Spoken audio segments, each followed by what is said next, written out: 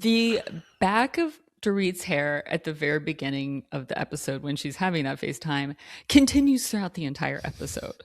That was one of those things where I just was like, Kyle is not your friend because she did not tell you to fix the back of your hair at all the entire day. This is when I really believe that she's going through it with this divorce because not only because she bought half the store later, but also because like you didn't bring your own glam because they would have fixed that hair. Yeah. And this wasn't an international trip. It's easy. She could have hired someone in New York. But do we get to her shopping? Yes. Decline. I enjoy it. It was like so perfect. It was. And the way she's talking about how financially responsible she is now. She's controlled her spending. That cross edit was just mwah. Also, Rachel being like a drug pusher with her, like, oh yeah, honey, this we can drape it this way, or you can make it a headband. So then when Rachel goes next door, it was like, Dorit's bought half the store. I was like, girl, you helped. You gave her the needle. We gonna stir it up and do things our way. So if you wanna move, get out of our way. Hey. Hey, indeed. I don't know what else to say, to be honest with you. It's Monday. It's Sunday night for me, but Monday morning whenever y'all are listening to this. We're an international podcast. She lives in Europe now. Exactly. Yeah. I mean, if you are new here, welcome to Pretty Corrupt Podcast. We are your Bravo reality and TV gossip insiders. So make sure you hit subscribe or follow, whatever it is, wherever you are, YouTube, Apple Podcasts, Spotify, Amazon Music. I don't know. Click it. Yeah, you will not regret it. Believe me. My theory is she moved there so that we could call this podcast an international lifestyle. What was it, Sonia Morgan? An international fashion lifestyle luxury brand. Thank you. Yes, that's exactly what it is. Podcast gone international. I was gonna, yeah, we had to change that line. I was gonna be like, soon this summer we'll be saying P. Diddy partied on our yacht. No, Ooh. Just a yacht. Keep the yacht. No. Just a yacht. Anyways, just a yacht. Yeah. This weekend I was at Charles Leclerc's wedding. No, I wasn't, but oh well. Anyway, if you watch F1, you know. Anyway, should we dive into the matter at hand, which is Real Housewives of Beverly Hills? Yes, we should. It was another. We've had now two transitional episodes, kind of back to back. You know, kind of like setting up stuff, and which was like little palate cleansers, 2 palate cleansers. We had a salad and a sorbet, like back to back. Very European. Hello, keeping on. Chic, c'est la vie.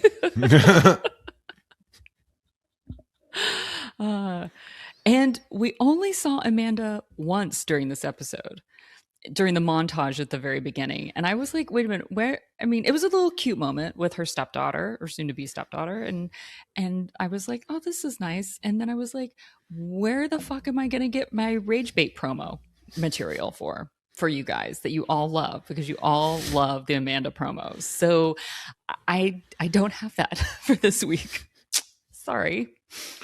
I know. It took me to the end where I was like, wait, we didn't get Amanda segment, which, by the way, I guess that's good for her that because I was like, wait, we didn't get Amanda, not because we enjoy her, we hate her, we hate watch her, yes, but still you're watching, and that's all that matters to the network. So yeah, exactly. Because I mean, we don't know. Okay, because now in the after shows, she's on her own, a la like Katie from Katie Janela. Like, so she's on her own. Kyle is now with Sutton and Erika doing the after shows and that. And I was like, is this foretelling something? Yeah. So from what I understand, the season is going to end with her on an island, essentially, just like in the after show. It's not the second half. Not that the first half has gone so well for her, but the second half, this is what I understand. She's not going to have a single friend in the cast. Yeah. So I wonder. So when we got to the end of this episode, which we're mid-season basically, I was like, I was like, oh, this was like an episode. Obviously, she'll be back. They kind of teased her then phased her out this episode. But I think we're going to start seeing the downfall, because I could tell you now at this point these women aren't friends with her. Yeah, personally, yeah. Like it's not just off. It's not like one of those, like, Rinna would feud, but then she'd still be friends with Kyle, etc. These women just are like, you can't sit with us. So, well, and that makes me sad, because I have enjoyed disliking her on the show. Like, I have enjoyed her being my villain in that sense, because I also don't think that she is a horrible person, and like we always talk about, something that we enjoy about Housewives is watching them grow and change over the years.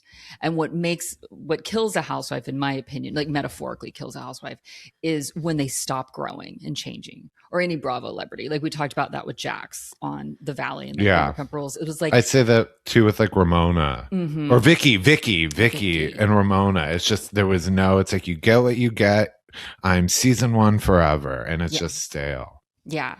And so there's no growth. So it's like I would like to see Amanda next season, because will there be any growth? I would like to see that.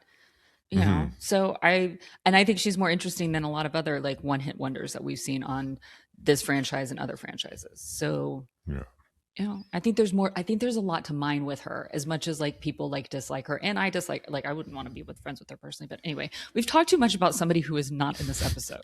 So let's get to once again, a good sign. Unfortunately, yeah. Right. Let's get to the Hamptons.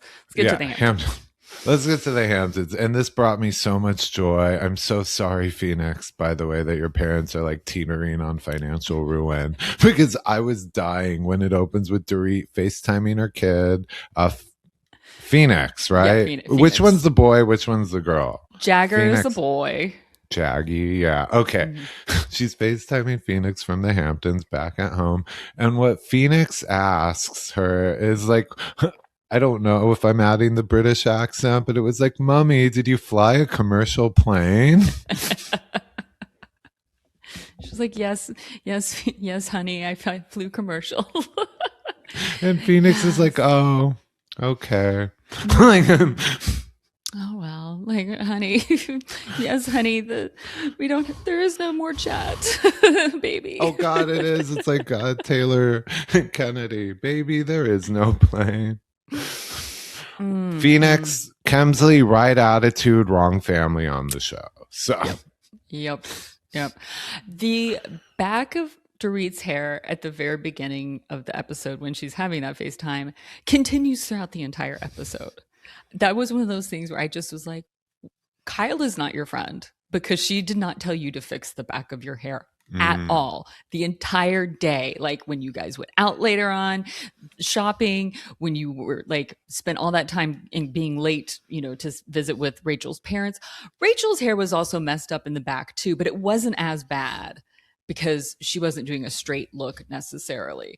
But I was like, this is when I really believe that she's going through it with this divorce, because not only because she bought half the store later, but also because like you didn't bring your own glam, because they would have fixed that hair. Yeah. But also Kyle is not your friend. Kyle is not your friend. Because if that was my friend, I would have been like, honey, let's go fix that.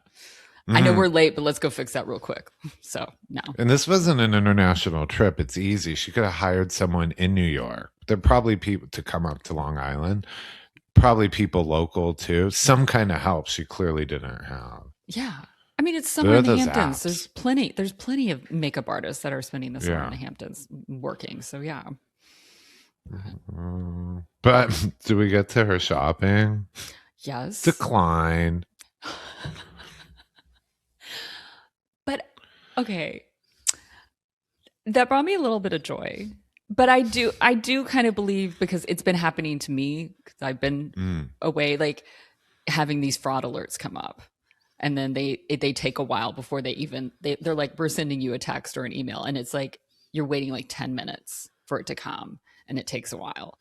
So it could be true for one of them, maybe not for the other. I don't know. I'm willing to give her some leeway on that. However, like, that's not me saying that her and PK are financially stable at all. Do you understand what I'm saying? I enjoy it. It was like so perfect. It was. And the way she's talking about how financially responsible she is now. She's controlled her spending. That cross edit was just mwah. It was so beautiful. It was beautiful. It was so beautiful. Also, Rachel being like a drug pusher with her, like, oh yeah, honey, this and this, and like do this, and that's great. Like, we can drape it this way, or you can make it a headband. I mean, so then when Rachel goes next door, it was like, Dorit's bought half the store. I was like, girl, you helped her. Hi. You gave her the needle. Yeah. God. What is that love shack? I see a lot of these rich women in resort areas posting Love Shack fancy. It looks expensive. It's like a expensive oceanside trad barn wife whimsy.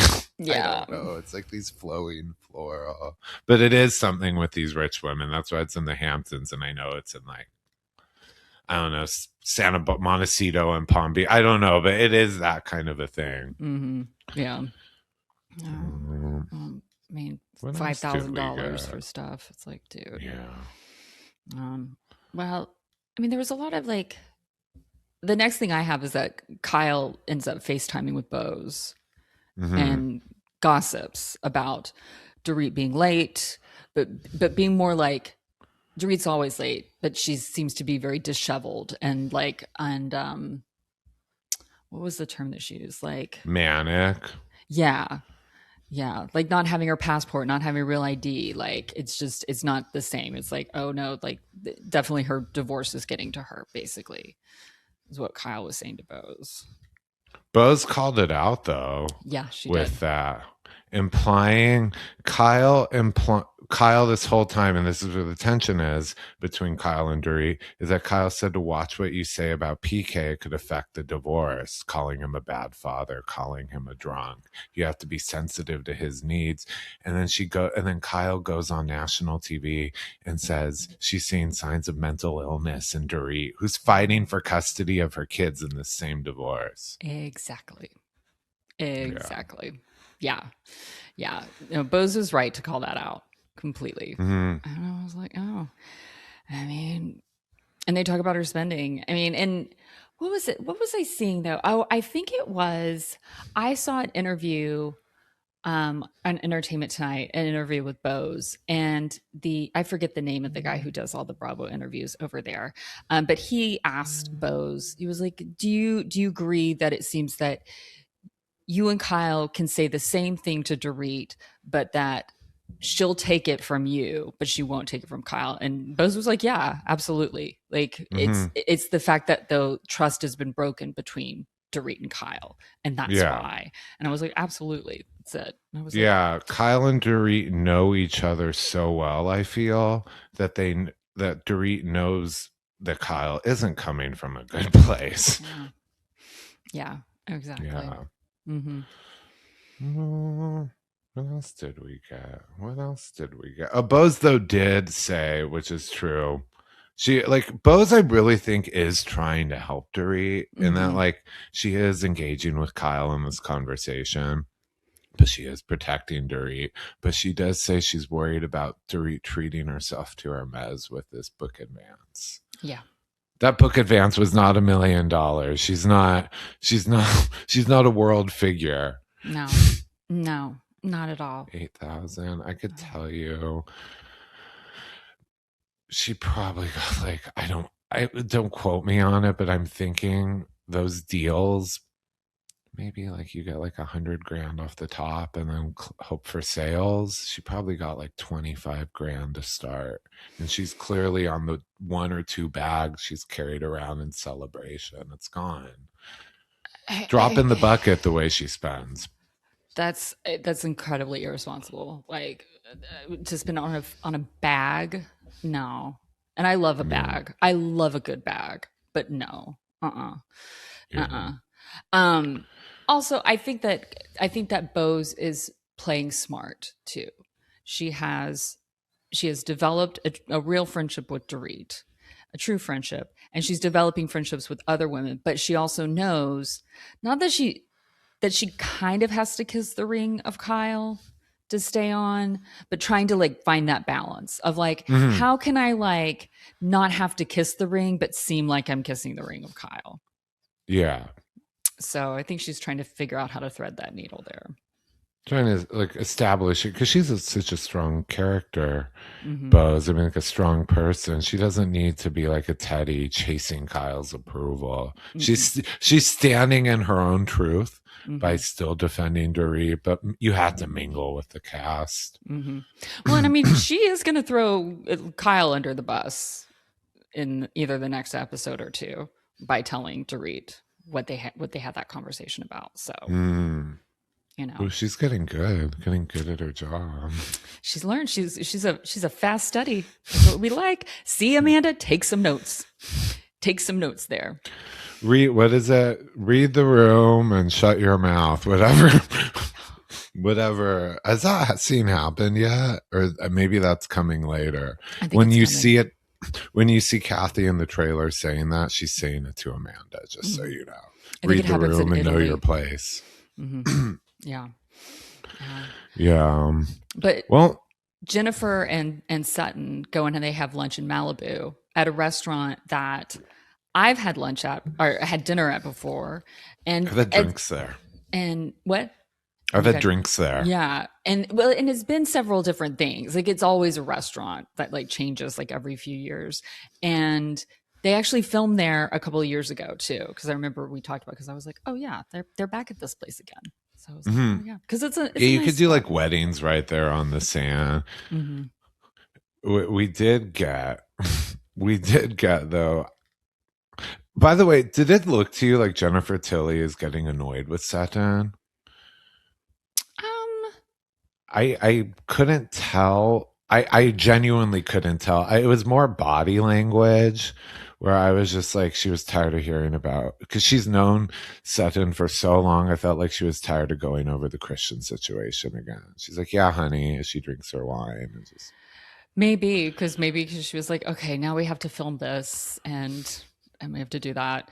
Although she was like, when she came in, I love the way that she ordered because she was like, I'm very hungry. She's like, what can we get right away? And he was like, he's like guac and chips. She's like, and he started, she's like, guac and chips. That's great. Like, let's just get that. And I was like, yes, woman after my own heart. Like, let's get the food in now. So she could have just been hungry. But I'm like, I need some food that's actually, yeah. Because that's the way I would be. Because this wasn't me planting the seed. I was just watching her and I'm like, I couldn't tell. Like, was it, but we do get something out of this. I didn't know. I mean, we knew, we called it. I don't think it was something groundbreaking thing, but this whole thing about the annulment, him going to the church for the annulment, we're like, in the Catholic Church, that obviously it's not annulling the marriage legally, annulling her alimony and support legally. It's so he could prepare to marry a new woman in the Catholic Church. At the time, she didn't say it. She was like in denial, but we're like, that's why a man has that done. Yep. I feel like she maybe either it was an editorial decision or it was her being like, I want to wait. It was probably an editorial decision to be like, we're going to tease this out. We'll make it part of her storyline. And then we drop it kind of mid-season of like, yes, he's been seeing somebody else. Because then it kind of goes in with also like, Rachel and Roger and PK and Dorit and like the whole like divorce, all the different divorces and stuff like that. But yeah, it was kind of like, are we finally, okay, yes, we finally get confirmation that he has been seeing somebody else. But it's also, but the kicker though, is that it was one of her friends. That's who he's been seeing. Close friends. They raised their kids together. These were mom friends. I'm going to tell you, this hits close to home for me. This happened in my family. This happened. Oh. Yep. However,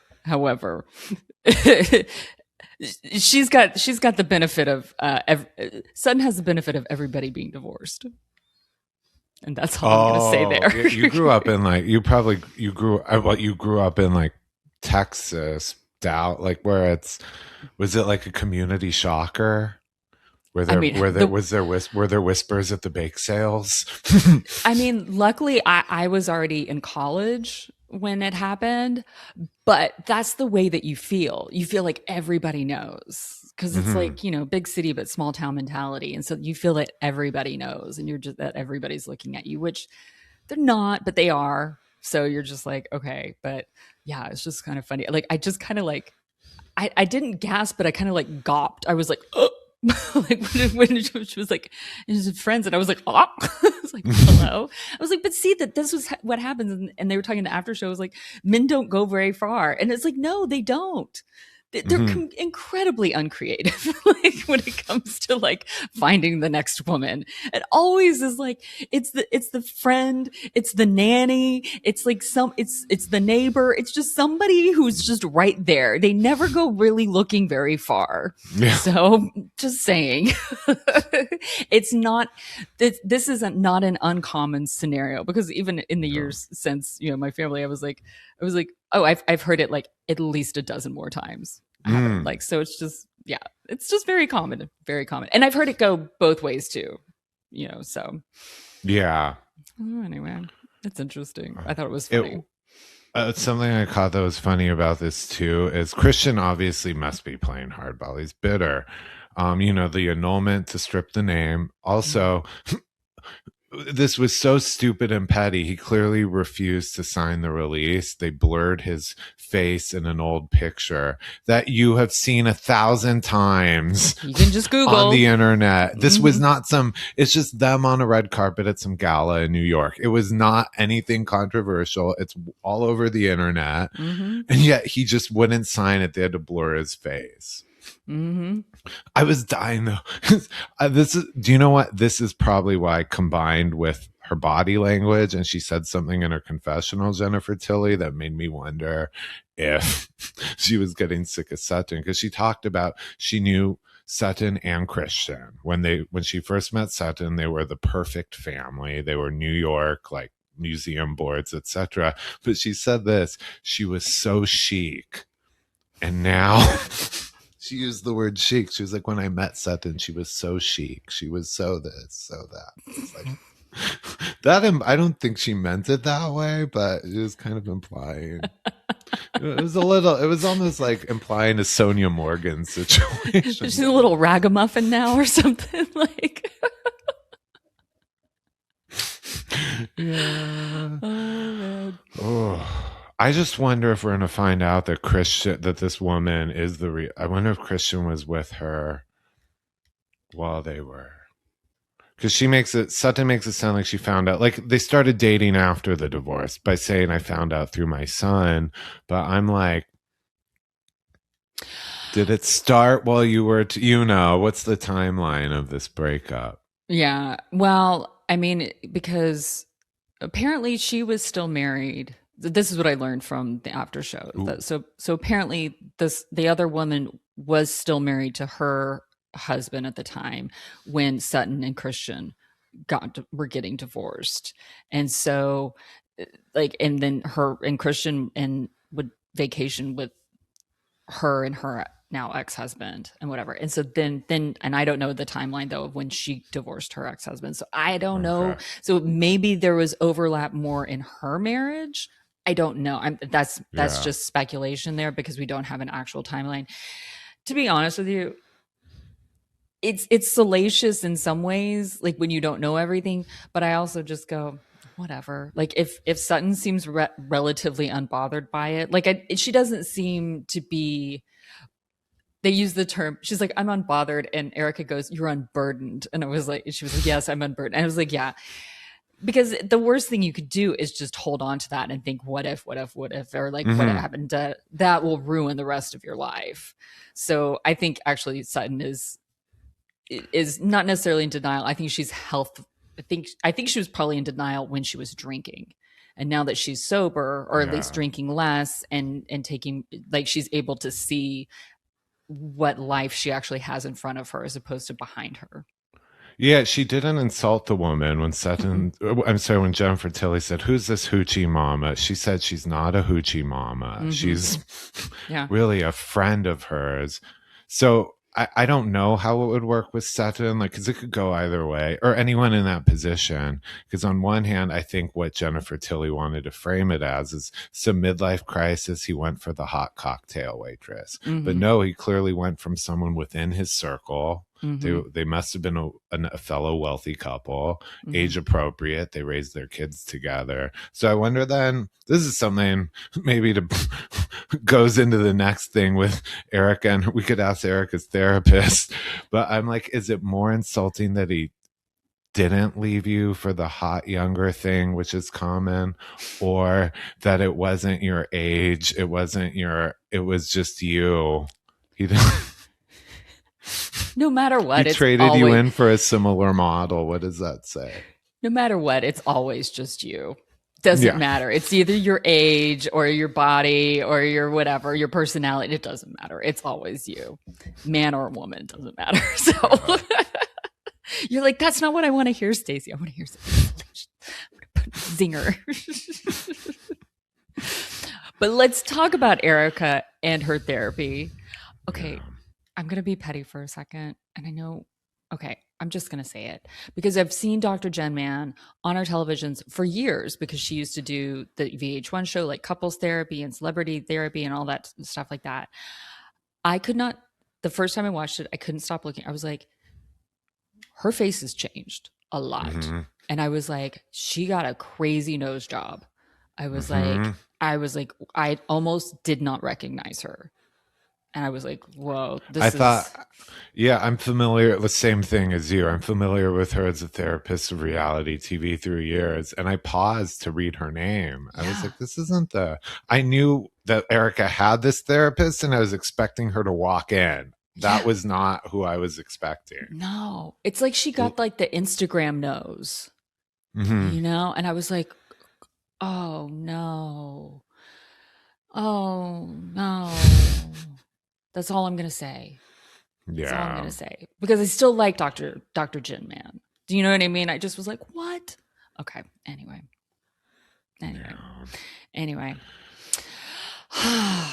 But they have therapy on camera. Erika cries. We get Erika. I wonder what Erika's, just to kick this off. Dessert is a big part of her. It's there she's with the cake and how the cake will be her therapy treat. But I remember this scene irritated me back when she was still Mrs. Girardi and I couldn't stand her. Is that they're glamping and she's sitting there. No, she had just filed for divorce.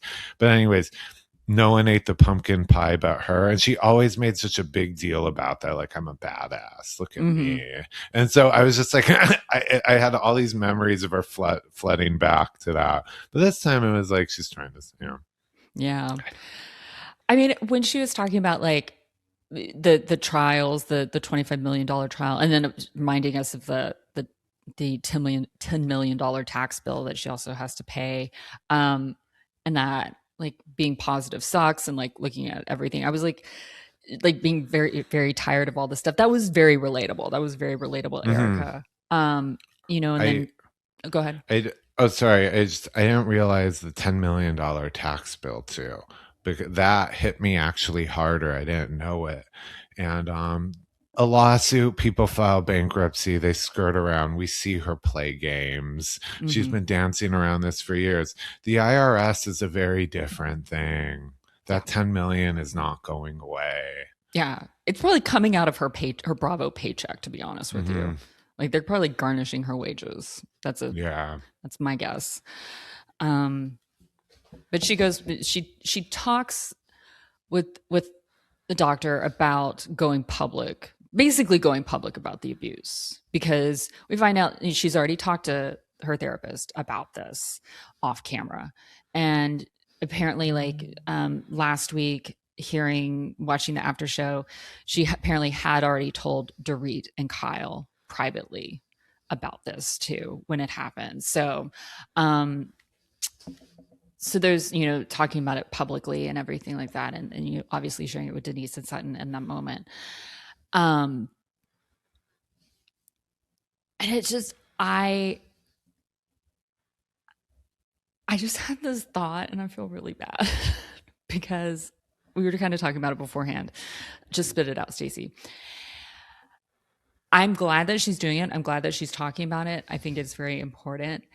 And at the same time, because we are starting off by talking about the $25 million lawsuit and her $10 million tax bill, it does seem like something, her talking about this with her therapist on camera does seem like maybe a way to make her look more sympathetic to strategic, the powers that be. Yes.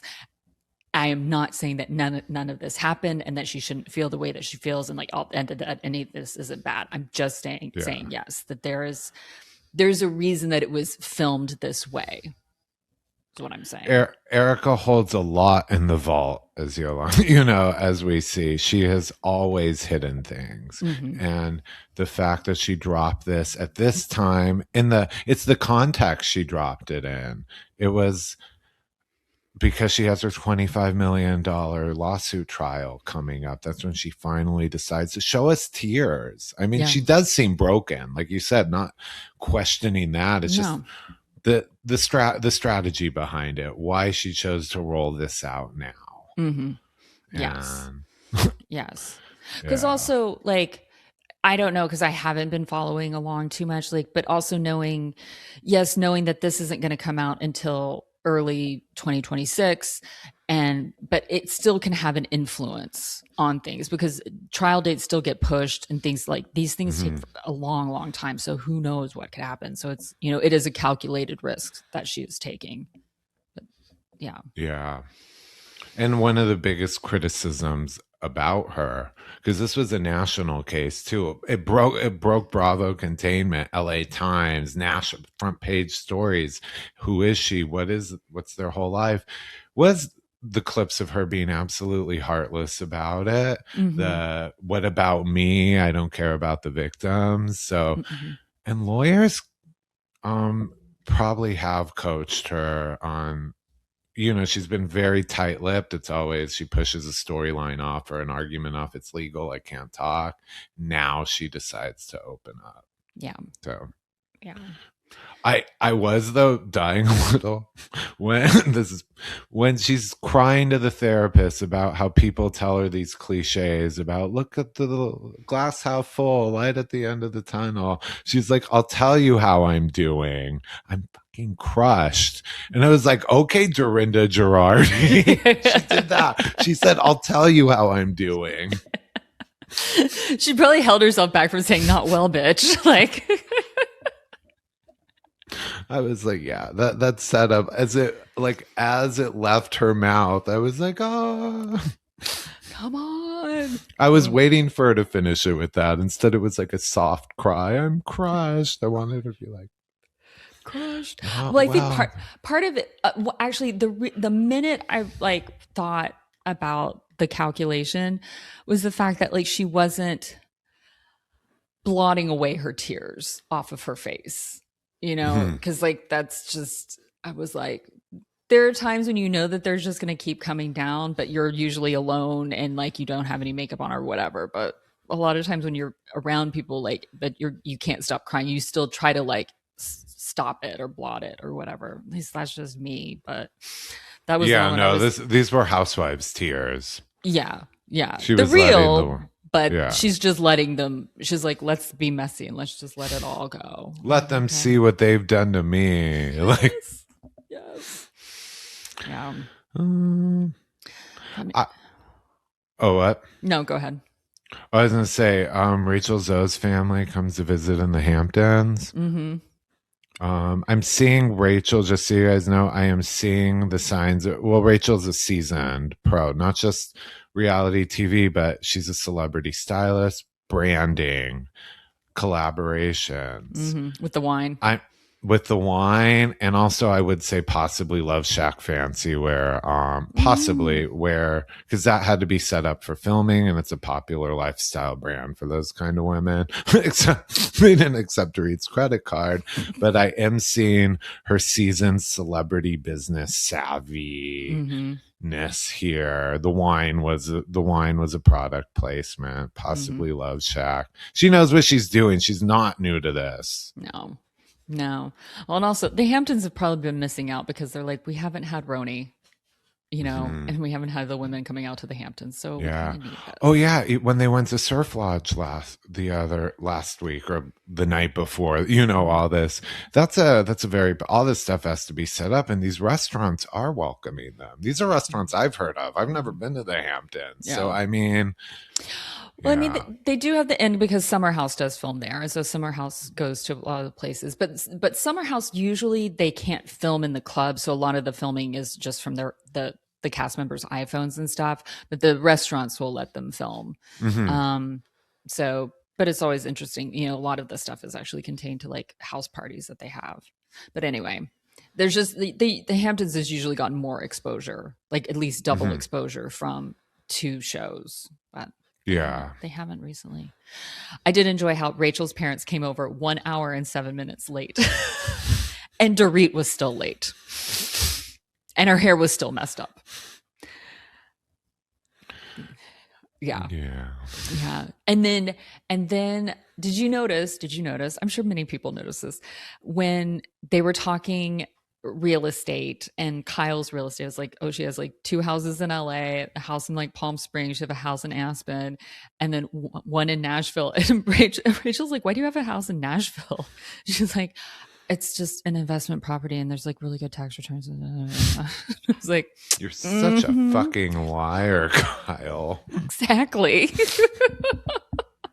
If it's not her primary residence, what do the taxes have to do with it? You have to, because people do split their times. You have to hit that mark over half the year to get that state's tax rate. Yep. For resident. So that's why I was like, you're such a liar, Kyle. Such a liar. Yeah. Are you Airbnb-ing this thing? I doubt it.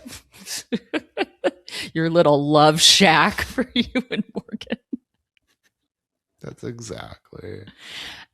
When she says 2 houses in LA, the second one, I was like, wait, which one? I was like, she sold that one to Amanda. It's like, oh, duh. Kim's townhouse, which I've been to. It's nice. No, she bought it for Kim or whatever. The one where we saw seasons ago. I didn't get to see the murals that she had painted. Yeah. But no, yeah. Because I like for myself, because I'm sick and obsessed with real. I was like, wait, is my accounting off? Where's the second house? And I was like, oh, yep, I'm on top of it. Yeah, I try. You are. I may not register their feelings or their needs, but I I do remember a house. You registered the important thing, real estate investments. I registered that when they were talking about divorce, they were talking about like all of these women are going through divorce, but they talk about Roger and Rachel got really sad for her parents because like she was like Roger was like a son to them, and that's when you're like, yeah, she's not okay. Like she's trying to be okay, but she's not okay because it's it's like that realization is like, it's not just, I'm not just divorcing him, and it's not even just affecting like my sons, like it affects my parents, it affects my sister, like it affects like, because our family is not just like the 4 of us, it's like this whole grouping. So yeah, that was kind of that's probably what made it hard for her to like pull the trigger. Sounds like it was up to her. Yeah, I mean, because they've been together since she was 19. Yeah. 19. Like it's like that Fleetwood Mac. Is it Fleetwood Mac? Landslide. Yeah. She's been afraid of changing because she built her life around you. Yeah. Yeah. Look at you waxing philosophical. There is a heart in there. Take her love and to take it down. She climbed a mountain, then she turned around. Oh, we got to stop now, or else we might get Yeah, a licensing violation. we're gonna get a flag from like Sony Universal. Like, Yep. yeah. Yep. Oh, okay. Well, What else then do we have? we've got Bose's dinner with Keely and Lael in San Diego.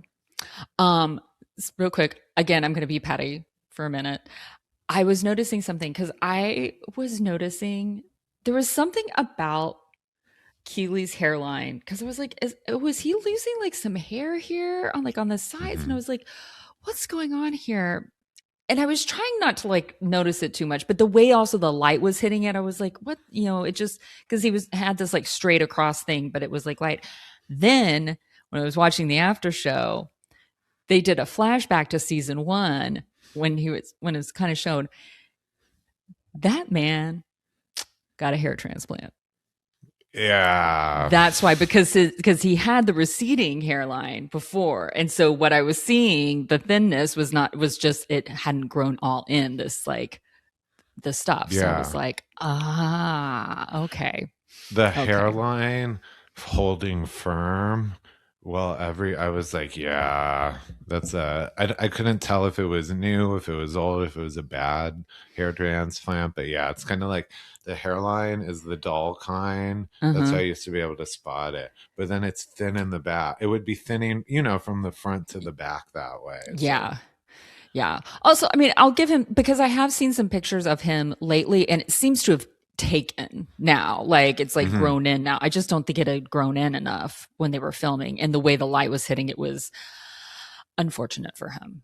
So yeah, I didn't know. I only met him once, very briefly, at Christmas party, and I spoke to him though. He was really nice, and I didn't notice it, and I would have noticed it, is what I'm saying. So it Yeah. probably has grown in. I'm always looking at random, really, why would you be doing that? so I could run back here and report it. Oh, now I will admit that I am always going to be skeptical of any man, especially any man dating woman in my age bracket. Like, I just am. Like, and so I'm just always going to like scrutinize every little thing he says. I am softening on Keely this season. I am softening on him, but I'm not going to completely take my thumb off of him though. I just want to say that. But he did seem to be more understanding about Bose's body, what the IVF journey has like been doing to her body, and he seemed to be more about like reassuring her that like he wants to be with her no matter what, whether there is a baby or not. And she said, she's like, I just have to trust that is true. And I was like, you do, because like that's a relationship. You have to like you Keely has to be a man of his word, and you have to trust that it is until that doesn't happen or not. But also I think in return, and it seems like people, are divided, but I actually took this, again, I'm softening on Keely. He talks about his fear in return about not being able to be a provider, basically losing his income and I feel like it can be looked at two ways, which the internet is doing, of like either like, oh, he's going to not work anymore and Bose is just going to have to support him, which that's what some people are taking as. But I took it as like, no, it's like you've expressed your fear of like not being able to give me a child, and you're afraid that I would leave you because of that. I'm afraid that you would leave me if I lost my job and was no longer like, financially self-sufficient myself, and like this ambitious man that you want. Yeah, I took it as him being sensitive and opening up too, because I did see people online saying he's already asking about support. He's already asking. I was like, no, he's saying, well, imagine how I feel. I understand how you feel. I have a similar feeling in a different way. Yeah. And I thought he was opening up. Like, I wouldn't leave you because you can't have a kid right now. Would you leave me because I was out of a job right now? Exactly. That actually, because I did see people being like, he's after her money already. I was like we were already that way last season. So I'm softening on him this season. So I'm thinking when he said that, this was good. I did write in all caps. I was like, Bo's better get an ironclad prenup though. Yeah. And then watching the after show, she said, because when they're like going over this, that they've talked a lot of money. And somebody asked, well, what specifically have you talked about? And she goes, oh, a prenup. She's like, we've talked about that prenup. And somebody was like, are you going to have, she's like, oh yeah. And I was like, there you go. See, Yeah. she's not Teresa Judicing this bullshit. You know what I mean? Like, she's like, no, this is a business. She's like, he's made a lot of money. I've made a lot of money. No, like, we're going to have a prenup. And I was like, oh, thank fucking, finally, one housewife is being smart about this. Finally. Thank you, Bose. Thank you. Yeah. She moved up. They both moved up so much further. I mean, she's still way ahead of him, but still. Yeah. You know, He's coming around, I think. It might just be because he was nice to me for the 2 minutes we made small talk while waiting at a bar and like Kathy Hilton's third living room for our drink orders. But you're so easy. You're such a slut. You know, I will run back here with a bad report, vibes, rancid. Every time I bring up Amanda, you hear me. But no, he seemed nice. I'm always looking to call people bad. So if I say they seem nice, I hope. Yep. I hope. Yep. All right. Well, then we get to what? The last stretch of the Hamptons. Yep. I can't keep track of these dinners. They're all the same shot. They're all the same table to me in the same setting. Yeah. With the same 3 people. It's just like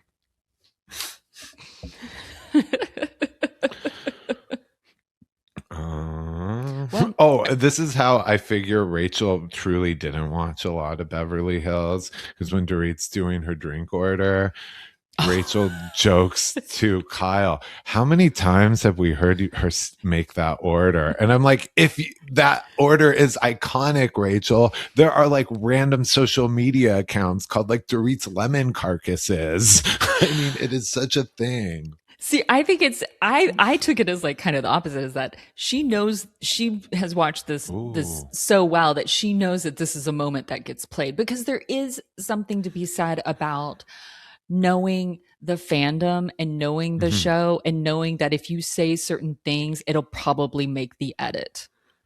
And I could see that, because that's just a fun moment that can go in there and it's very quick and it's light, and be like, that'll probably make the edit. Like if we just do something fun like that. If I say something, maybe like she was that. tapping into the fandom. Yeah. So I think it could go either way. But I loved it. What is it? Belvedere and soda, 3 lemons, carcasses out. She has stopped saying the carcasses out though. She now says like 3 lemons squeezed in. And then it kind of trails off. I guess they've kind of stopped like torturing her with that so much. But we still hear the Belvedere and soda, 3 lemons. Squeeze it. It's not a bad drink. I get it. No. Well, I'm not that specific. But basically, yeah, I'm like, can I have especially if I'm like watching my carbs or whatever, I get a vodka soda. I don't care what vodka it is. It doesn't matter. And the more it stings, the cheaper it is, the better. No, and then I asked for like a lemon to sweeten whatever citrus slice you have laying out there. But she's turned it into an art form. She has. She's elevated the experience of diet conscious drugs. Oh, can we go to another funny moment though? On their way to dinner, because they're talking about like basically going out and meeting men, at least Rachel and Dorit. But Kyle tells the story about the guy on the plane who wrote on the plane napkin, like basically like don't go home to your family, stay here at the airport and take a shower with me. I was like, what? You know, when they say not all men, but I go, but you know, hello, like how, like have you like, does that ever work? Like that's what I want to ask like guys like that, like does that ever work for you? Does it ever work for you? Oh my gosh. So he did say family, so I'm assuming he meant like was she married at the time? That's how I took it. I was like, did she mean going on, like was she younger and was like going on to say Big Kathy, you know, like her parents? No, yeah. So she was married. wearing Yeah. those rings. She never took them off when she No. was married. This guy knew what he was doing. He knew exactly what he was doing. That's the thing too, is that I have seen it too. When some of my friends got engaged or married, and we would go out, like, and this before they had kids, my married friends would get hit on more than me or my other single friends, because a lot of men were like, those women are already taken, they're less trouble. In fact, they're like, I could just hit it and quit it, like, because they're not going to tell their husbands, they're not going to fall in love with me, like, it'll just be one night. That's a lot of that mentality. So yeah. Anyway, I just was like, I bet that guy, if he's out there, feels really good about himself now, because he could be like, see, it wasn't because she rejected me. If she just wasn't into guys. well, she probably just didn't know that yet. Yeah. But I mean, it's probably he probably doesn't remember. He probably is. He's probably like George Clooney in that Up in the Air and does this 10 times a day on it. Completely. He also he'd probably had like 3 vodka sodas with 3 lemons squeezed in. He should have at least offered to get an airport hotel room. Right? Those showers in the airports, I'm guessing an international terminal. I don't know. The point is, say they were landing back at LAX. They were. He said, your family or me. There are plenty of decent hotels around the shower. Yeah. She's a housewife. Treat her like a lady. Yeah. Also, I was like, the shower? I was like, what? I was like, what? I mean, and in the lounges, maybe. Like, yeah. I mean, actually, I did take a shower at the American Airlines flagship lounge in my layover in Dallas, and it was very nice. Like, and I needed it. I was like, this is perfect, because I also got there early enough that it had just opened, and I was like, this is fantastic. And they're very clean, actually, very clean. Was anyone in there with you from your flight? I plead the fifth. Said you could go to your family. Let's talk about Rachel's 1-year anniversary of. Let's talk about the husband. Talk about the husband. Yes. Let's talk about what we actually do want to talk about. This seemed very like vague. The way what she was talking about, it was like coded and edit. I don't know. Like, and I watched it twice, and I was just like, I felt like I was like listening. I was like, okay, what are you saying, Rachel? What are you saying exactly? What are you saying without saying it? That Kyle kind of, yeah. Kyle says it for us. The way she has, because we, in earlier episodes when she had alluded to something happen, she was so vague. Our mind went to abuse. Like, your mind went to abuse. I still was thinking cheating. Like, because she was just like, he wasn't, he was always angry and this and that, and then she wouldn't elaborate. But when she's being vague here, Kyle outs it by asking her, when did you find out? Did you hear it through the grapevine? And I was like, oh, okay. You don't find out about your abuse through rumors, but you find out about a mistress. That Kyle knew exactly what she was doing with that. Yeah. Yeah. She was helping the audience. She's the producer's little helper. And so she was like, yeah. Yeah, absolutely. I understand why Rachel's like being vague, because she doesn't want to have her divorce get too nasty, because she doesn't basically want to pull a Dorit, in all honesty, and say too much and have it used against her because of that. And also does want to pull a Dorit because for the sake of her children, like, she doesn't want to say anything like too bad that's out that her children will later hear. And she probably does not, because their business, the business is them. She doesn't want to tank the brand, because it's the Rachel Zoe brand. She's Rachel Zoe. There still is an image you have to maintain. Exactly. So she doesn't want to drag herself down into the dirt. It's very interesting, because she talks about like how much she always trusted him, and so like this was the thing. It was like, well, the trust is broken now, and so that's really like there was a lot of little things that were adding up of like their relationship not working. But once this happened, it was like, well, no, I can't come back from this because I can't ever trust you again. And what was it like? I think it was Dorit asked, like, had he always been insecure? And Rachel says, no, he only seemed to start to become insecure the last like 6 years of their relationship.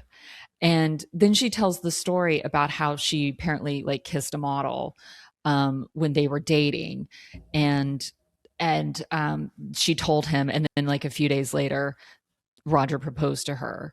And I was like, honey, I was like, to secure you. I was like, no, Roger has always been insecure. Like maybe he didn't think that you would ever like cheat on him or anything like that.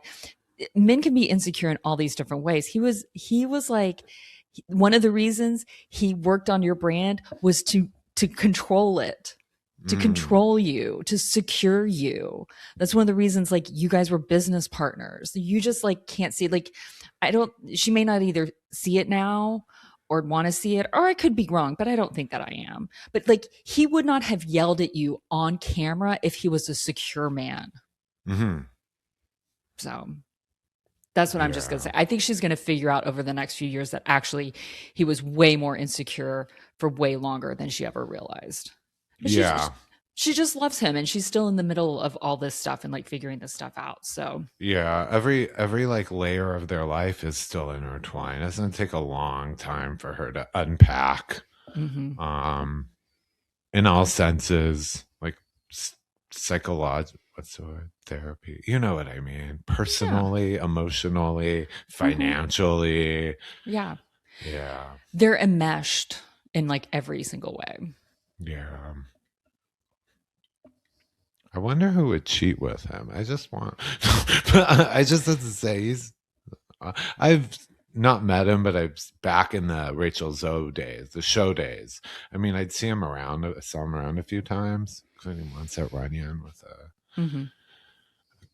younger, wasn't a woman, but I'm just saying I'm not joking either. I mean, but I don't know. I'm glad he did. Saying, Jordan.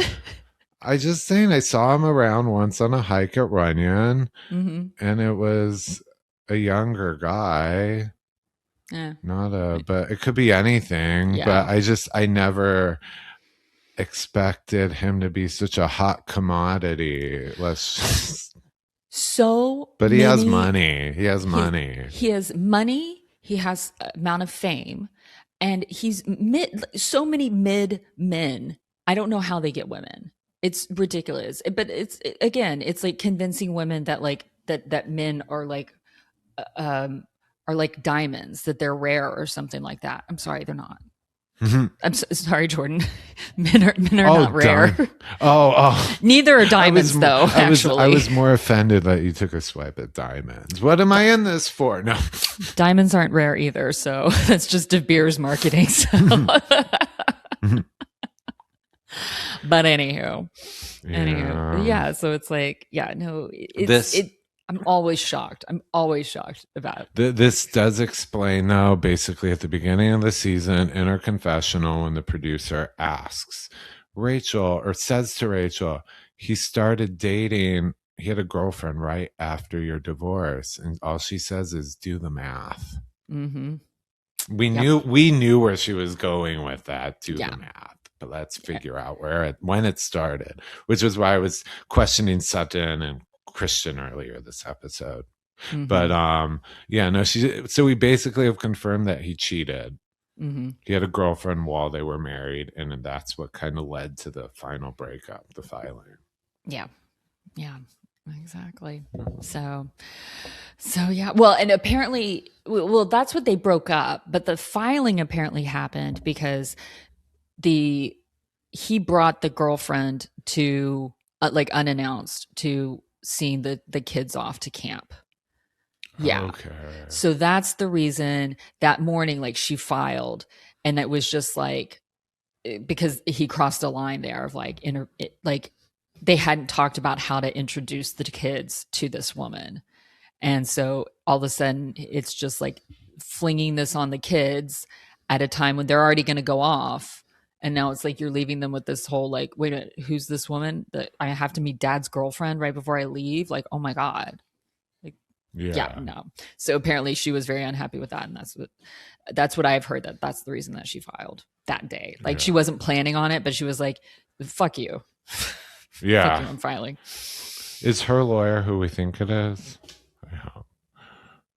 I mean, I hope so too, but I mean, we always hope. You and I basically think that the only divorce attorney in Los Angeles is Laura Wasser. So, for those of those in a certain circle, it is. It is, exactly. It is. Let's see. This should be easy to find.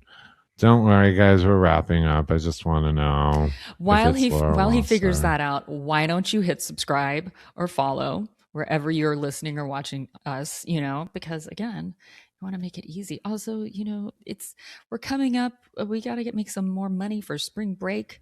I need to make some money to go to the Monaco Grand Prix, or maybe make it to Monza.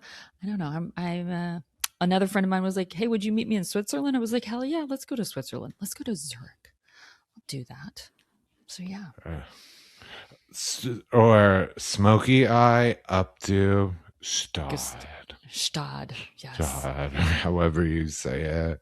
I can't find it. I've disappointed you guys, but I'll get to the bottom. I'll pull up their divorce filings. Those should be screenshots somewhere on. Yes. Get to it. Yes, well, you should. On that note,